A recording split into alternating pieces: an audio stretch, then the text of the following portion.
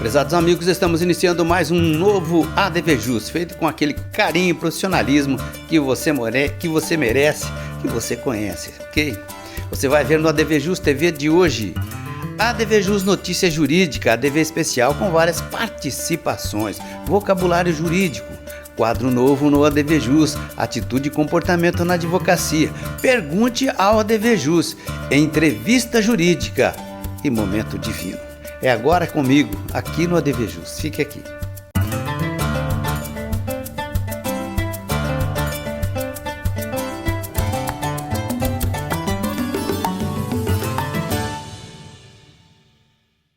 Legal, iniciando o nosso programa com uma notícia jurídica, só para variar, né? E a que separamos para você foi essa aqui, olha. Família de falecido será indenizada após invasão de túmulo e extravio de restos mortais. Só faltava essa, né? O Tribunal de Justiça de São Paulo condenou o município de Alumínio, que é lá perto da capital, né? E um homem a indenizarem familiares do falecido após a invasão de túmulo e extravios de restos mortais. Segundo os autos, os requerentes decidiram levar a ossada do parente para a cidade onde residem, mas, ao visitarem o túmulo, constataram que o proprietário do terreno vizinho invadiu o jazigo e construiu um memorial em homenagem à própria família. É isso mesmo.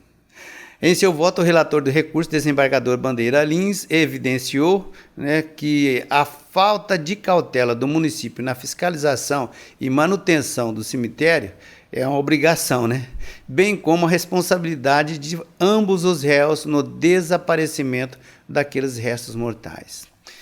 Foi fixado um pagamento de R$5.000 a cada um dos autores, a título de perdas e danos, e também indenização por danos morais no valor de R$20.000 para cada, ok? A votação foi unânime. Quem quiser mais informações, a fonte é o Tribunal de Justiça aqui do Estado de São Paulo. Só conferir lá, tá? Legal. Agora abrindo cortinas para o nosso programa com o ADV Especial, Direito Imobiliário, com o Dr. Luiz Felipe Arcângelo. Olha o tema dele. Venda de imóvel alugado com contrato vigente. Veja que abordagem interessante. Olá, amigos do ADV Jus.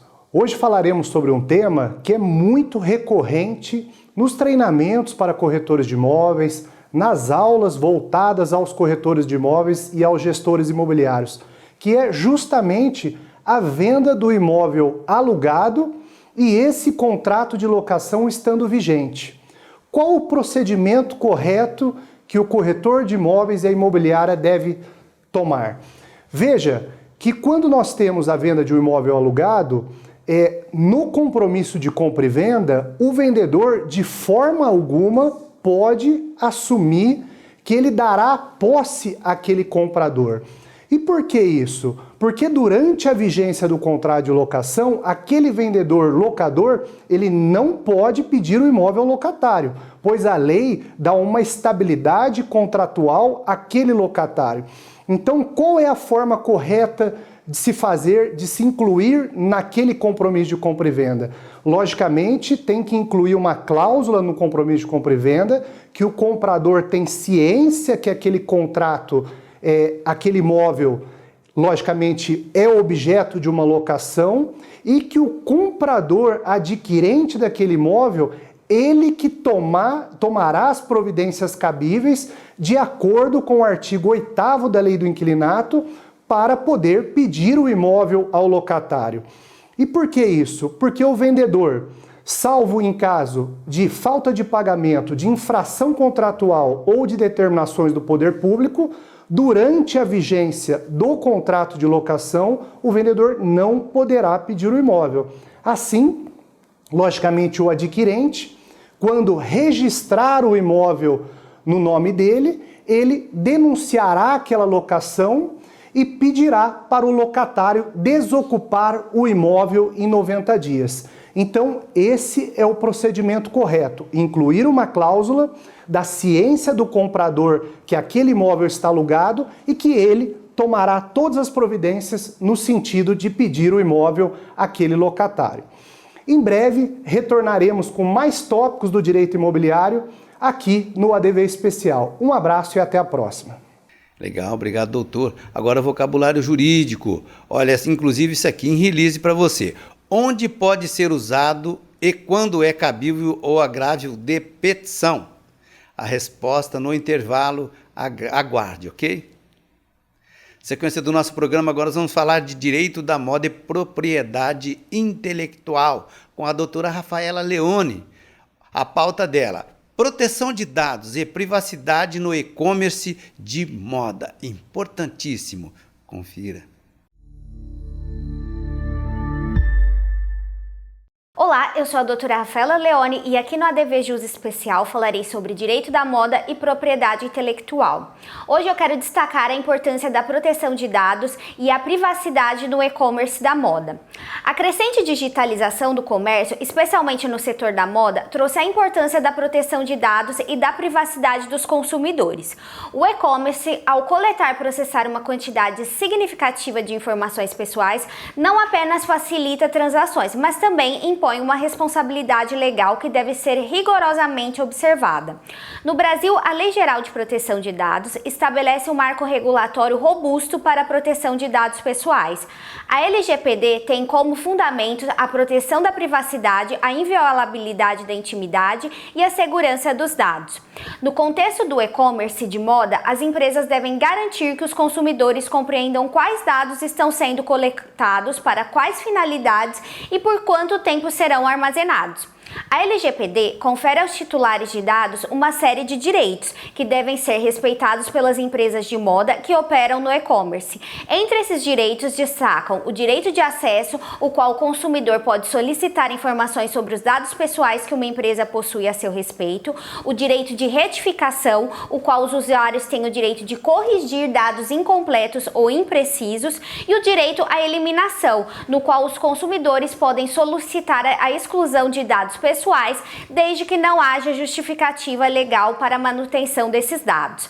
A LGPD estabelece que as empresas são responsáveis pelo tratamento adequado dos dados pessoais e podem ser penalizadas em caso de descumprimento. As sanções variam desde advertências até multas que podem alcançar 2% do faturamento da empresa. Assim, o e-commerce da moda, em um cenário cada vez mais competitivo, deve priorizar a proteção de dados e a privacidade dos consumidores. O cumprimento rigoroso da LGPD, aliado a uma postura ética e transparente em relação ao tratamento de dados, não só assegura a conformidade legal, mas também fortalece a lealdade do consumidor e a imagem da marca. Em breve, voltarei com temas do direito da moda e propriedade intelectual. Até lá! Agora o Pergunte ao ADV Jus Direito Urbanístico, com a competência do Dr. Roberto Guimarães. A pergunta que nos chega é: o que é regularização fundiária? O que se entende, né? O que está implícito dentro da regularização fundiária? Dr. Roberto Guimarães, veja. Regularização fundiária urbana é um instituto jurídico criado pela Lei 13.465 de 2017. Ela possibilita que qualquer cidadão, dentre aqueles que ocupam determinados lotes consolidados, já estabelecidos dentro de uma cidade, regularizados ou não, atendendo medidas de cunho social, de cunho urbanístico, de cunho ambiental, a obter a titulação junto ao município. O município, então, vai, rogado por essas pessoas ou por determinado indivíduo interessado, ele vai obter o certificado de regularização fundiária, que vai servir de título para ser inscrito no registro de imóveis. Então a pessoa vai receber uma matrícula desse imóvel, logicamente atendido determinadas circunstâncias, determinados requisitos estabelecidos nessa lei federal. Atendidas todas essas formalidades e registrado o título que é emitido pela prefeitura no registro de imóveis, essa pessoa passa a ser o dono desse imóvel, o legítimo dono desse imóvel. Legal demais, muito obrigado, doutor. Agora, intervalinho, né? Nós voltaremos em breve com o nosso ADV Jus TV. O nosso intervalo, você já conhece, é bem curtinho. Voltamos já já. Fique aqui.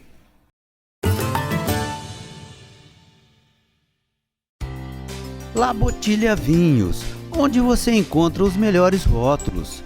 Venha conhecer. Agora quero falar para você do Zezinho Alfaiate, Espaço Homo, ali da rua Eliseu Guilherme 681.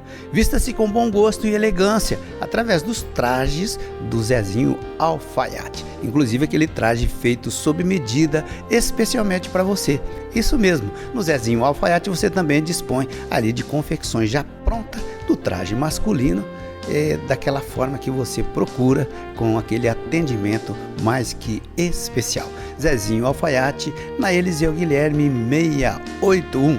Faça como eu, vista-se com elegância com os trajes do Espaço Homo.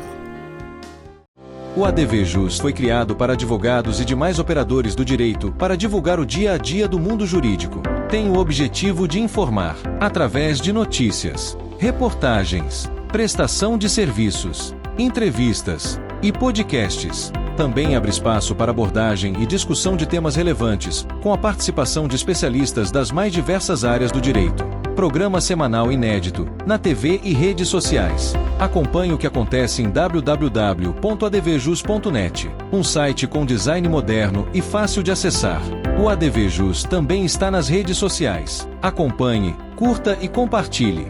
Portal ADVJus, para advogados e operadores do direito. Arcângelo Imóveis, venda, locação e administração. Compromisso e confiança. Arcângelo Imóveis. Onde pode ser usado e quando é cabível o agravo de petição? O agravo de petição é um recurso usado somente na Justiça do Trabalho e é cabível na fase de execução do processo, quando há discordâncias com a decisão do juiz.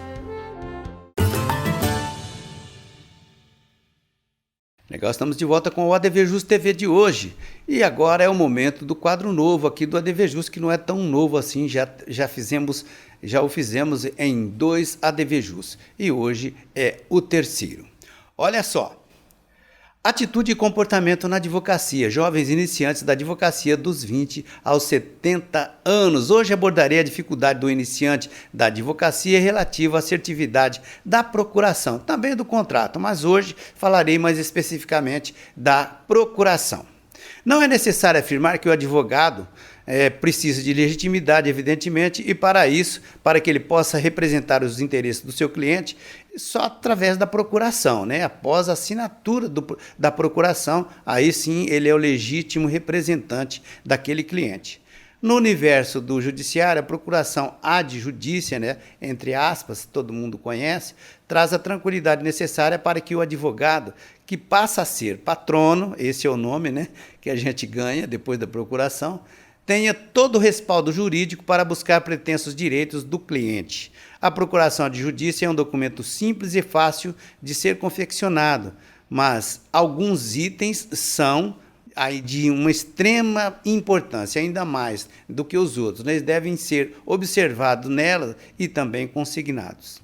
Há um tempo, não lá muito distante, até mesmo lá em papelarias, era possível adquirir procurações adjudícias, já impressas para serem preenchidas de acordo com o interesse e necessidade do advogado. Hoje, com o processo eletrônico, né, tudo digital, ficou ainda mais fácil e o texto de praxe, isto é, a maior parte ali dos dizeres inseridos na procuração são praticamente idênticos em todos os mandatos procuratórios. Aliás, este é um outro nome dado às procurações.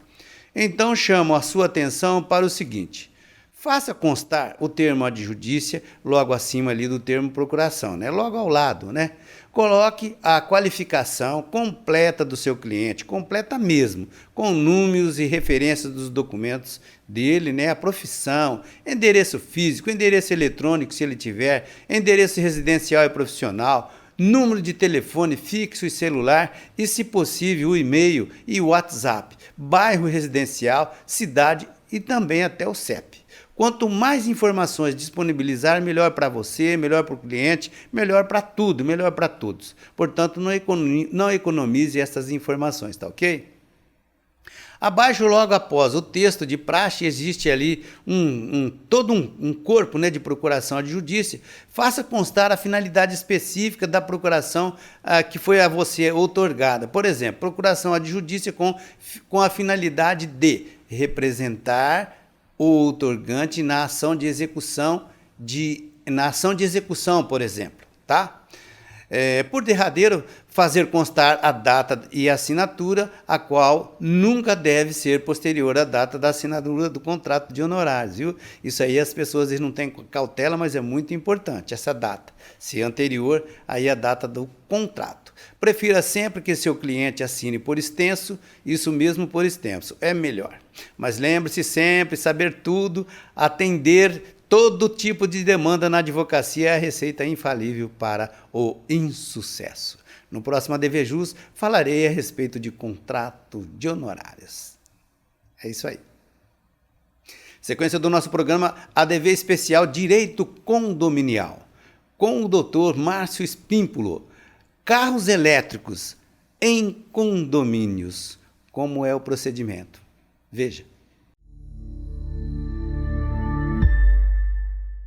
Olá, amigos do ADV Especial, nós estamos aqui hoje no quadro Direito Condominial para falar sobre carros elétricos em condomínios. Hoje em dia, como nós sabemos, tem muitos veículos, muitos proprietários de apartamentos, principalmente em condomínios, que estão adquirindo veículos 100% elétrico ou veículos híbridos, que é metade elétrico ou parte dele elétrico e parte dele a combustão. A grande questão: como é que nós podemos instalar o carregador elétrico dentro dos condomínios? Nós sabemos que o condomínio já tem ali já foi dimensionado toda a energia que o condomínio precisaria utilizar quando ele foi construído. Daí aparecem agora carros elétricos precisando colocar o carregador dentro do condomínio, nas garagens, principalmente nos subsolos, e esses precisam ter a validação do síndico e de uma assembleia para poder instalar esses carregadores, se o condomínio tiver capacidade energética ou de energia para absorver esses carregadores dentro do condomínio. Então, qual é a dica para principalmente os proprietários de carros elétricos e também para os síndicos? A partir do momento que você tem uma demanda, é preciso fazer um estudo com o engenheiro elétrico, fazer um projeto para verificar se aquele condomínio especificamente ele possui essa capacidade para recepcionar esses carregadores elétricos. E se tiver essa capacidade, quantos carregadores elétricos podem ser utilizados ali, segundo a dimensão de energia que aquele condomínio já possui. E caso não tenha suficiente energia no condomínio, será preciso provavelmente contratar junto à companhia de energia mais energia para aquele condomínio, talvez trocando aí os postes, etc. e tal. Então é preciso que primeiro se faça esse projeto, primeiro se aprove isso em assembleia, para que o condomínio não tenha nenhum problema de superaquecimento, de supercarga, e aí sim passe a ter um dano, talvez irreversível, lembrando sempre que a responsabilidade civil por isso tudo é do próprio síndico. Voltaremos em breve com mais notícias do direito condominial. Até lá. Ok, muito obrigado, doutor Márcio. Meus amigos, essa semana fizemos uma entrevista interessantíssima a respeito de uma matéria já há bastante tempo pedida aqui no ADVJus, que é direito previdenciário. E nós fomos buscar, sim, uma colega especialista na área do direito previdenciário, que é a doutora Vitória Laurentes, no escritório tão famoso quanto o seu sobrenome, né? Então eu gostaria que você acompanhasse só um pouquinho, mas nos próximos ADVJus você vai ver em 2 blocos, né, a participação da doutora Vitória Laurentes, trazendo aí um spoiler para você. Veja só, aí inclusive falamos aí a respeito da dinâmica das inovações no INSS. Um trechinho, veja. Legal, meus amigos, com imensa satisfação, estou recebendo aqui no estúdio do ADVJus minha colega advogada, a doutora Vitória Vitti de Laurentes. Ela é minha colega advogada, como eu ressaltei. Ela é especialista na área do direito previdenciário, diretora jurídica da Banca Laurentes, Sociedade de Advogados, com escritórios em Guariba, aqui em Ribeirão Preto e em outras praças também. Ela gentilmente aceitou o meu convite para que a gente pudesse falar a respeito dessa área que para nós é tão cara, né? que é justamente a área do direito previdenciário, e a nossa pauta, a dinâmica e as inovações do INSS, que são bastante. Doutora Vitória, muito obrigado de ter aceito o meu convite e participar aqui conosco do ADVJus. Muito obrigada, doutor. Prazer é todo meu, uma honra estar aqui. Que bom, doutora. Doutora, então, a gente vai começar falando um pouquinho, né, justamente do que a nossa pauta está sugerindo aí. Sempre tem mudanças, sempre tem nova norma, regulamento, tem que se adequar. Inclusive, vem vindo reforma por aí, né, doutora? Certamente. Nós estamos acompanhando uma discussão do governo que, no horizonte, nos próximos 5 anos, possivelmente teremos uma nova reforma da Previdência, né? Sim. Só rememorando, 2019 foi a última reforma, depois tivemos a reforma do regime estadual de São Paulo, e no horizonte dos próximos anos devemos esperar uma nova mudança, provavelmente. Inclusive, a doutora Vitória estava falando uma coisa que é bem verdade, né, doutora? Nós tivemos aí há pouco tempo, né, essa reforma, em termos de lei, é pouco tempo. E agora a gente já vislumbra aí algumas mudanças no horizonte não muito distante, né? Sim. Hoje a Previdência, doutor, está passando por um momento difícil de transição demográfica, né? Então, o Brasil está envelhecendo, a população economicamente ativa está diminuindo e se fala, existe uma narrativa, uma disputa de narrativas em torno do chamado déficit fiscal da Previdência, que é o que suscita esse debate, então, da necessidade de uma reforma. Então, cada vez mais, as reformas que estão vindo, elas trazem leis que vão recrudescendo os direitos, né? Muitas pessoas, né, reclamaram das mudanças que tiveram e realmente foram bem complicadas, né? Nós que advogamos na área sabemos aí da dificuldade dos clientes que não conseguem cumprir os requisitos para ter acesso aos benefícios. Verdade. Doutor, inclusive eu tomei conhecimento agora há pouco tempo, não sei se é a mais recente, mas uma das mais recentes, né, é aquela mudança referente à aquisição de veículo por PCD, né? Então tem muita gente aí se sentindo prejudicada. Exatamente. Houve uma mudança legal para que as pessoas que possam fazer aquisição de veículo na condição de PCD o façam tão somente se o veículo exigir algum tipo de adaptação. E aí a gente já cai numa problemática grande, porque existem determinados tipos de deficiência que por si só não vão suscitar a necessidade de um veículo adaptado. Verdade. Mas essa mudança legal acabou trazendo, de fato, aí um recrudescimento da lei. Sem dúvida nenhuma. Fechou, assim, para usar um termo mineiro, fechou a porteira. Fechou. Não é isso?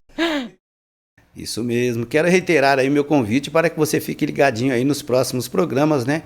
Conferir a participação a respeito de direito previdenciário, ok? Legal. Sequência do nosso programa, mais um ADV especial, agora direito ambiental, com a competência de sempre, no Dr. Fabrício Martins Pereira, regularização ambiental rural em planejamento sucessório. Confira aí.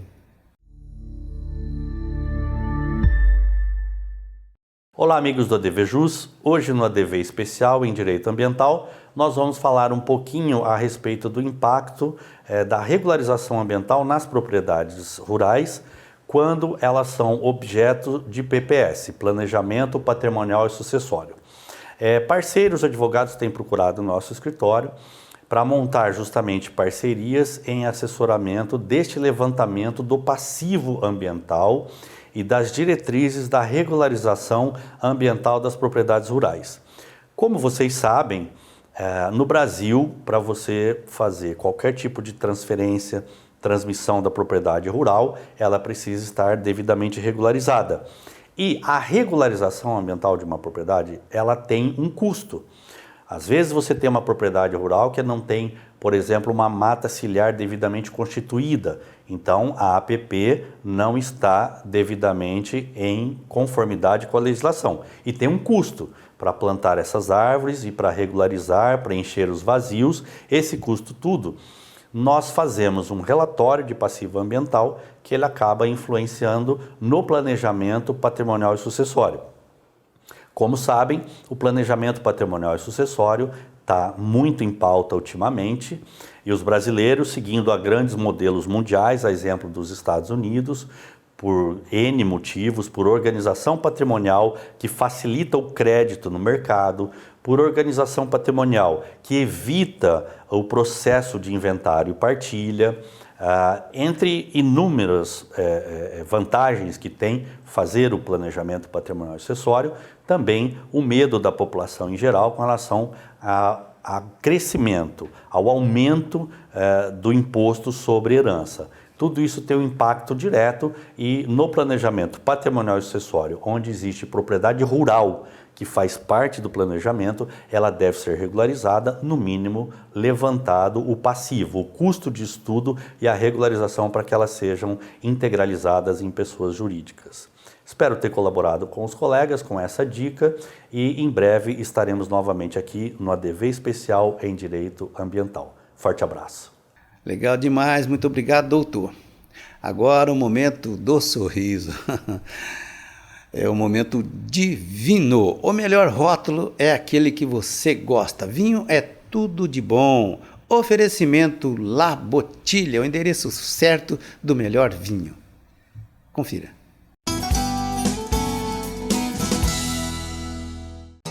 Vinho Georgian St. Mitsvani. Vinho laranja seco de coloração âmbar intensa. No olfato, aromas de frutas tropicais com notas de marmelo. O paladar apresenta corpo elegante e macio, com leve estrutura tânica e acidez equilibrada e viva. Uva Mitsvani Kakuri. Ele é produzido na Geórgia, no leste europeu. Na harmonização vai muito bem com carnes brancas, queijos, saladas de salmão e pratos asiáticos. Uma delícia! Experimentem! Tchim-tchim! O vinho Georgian St. Mitsvani você encontra em La Bottiglia Vinhos. O melhor rótulo é aquele que você gosta. Legal demais ter você sempre comigo aqui no ADV Jus TV, que vai voltar breve com um programa inédito. ADV Jus, tô ligado, ADV Especial, vem pra cá fazer parte você também. Fico por aqui, até o próximo. Forte abraço.